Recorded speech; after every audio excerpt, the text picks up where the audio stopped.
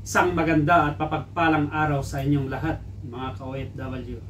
Sa mga pabalik sa ibang bansa, palabas ng Pilipinas, ito ay ang iyong dadalhin sa airport. Tatahanapin sa inyo sa immigration base sa aking karanasan nung pabalik ako dito sa Kuwait noong May 18, 2023. Number 1, ang iyong UEC exemption. Mag-print na lang kayo ito ng 3 or mas maigi 4 na pages, kasi yung ibang Xerox ay kukunin sa airport. Bali 2 ang kukunin pala sa airport, isa sa check-in at saka isa pag kinuha yung terminal fee tax refund nyo. Number 2, ang iyong passport. Number 3, ang iyong plane ticket. Number 4, ang iyong working visa. At sa working visa naman ay madalas sinahanap sa immigration ay ang iyong residence ID, o katulad dito sa Kuwait ay tinatawag na civil ID card.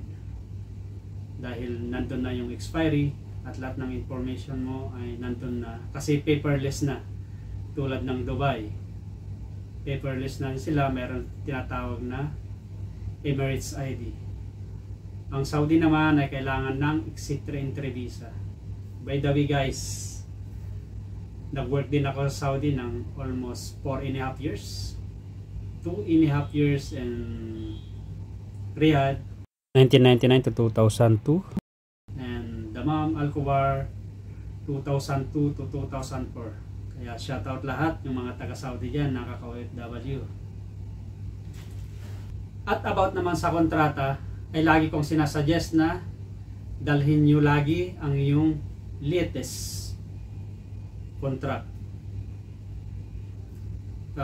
Pero marami nagsasabi na hindi naman niya hanap yan. Maski ako, ilang beses na akong pabalik-balik dito sa Kuwait ay hindi naman pa ako hinanapan ng contract. Pero may mga instances, mga ibang OFW na mga kakilala ko minsan ay hinahanap daw. Kaya para wala kang aberya o magiging problema pag uwi mo, ay dalhin mo na lang yung latest na contract mo.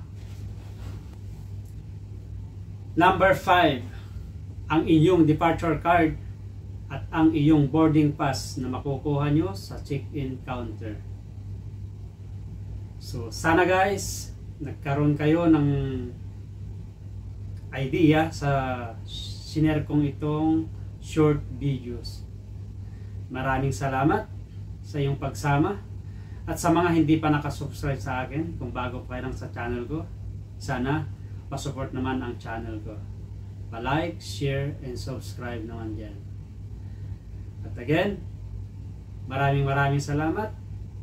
Hanggang sa muli. Thank you very much. Have a good day to all.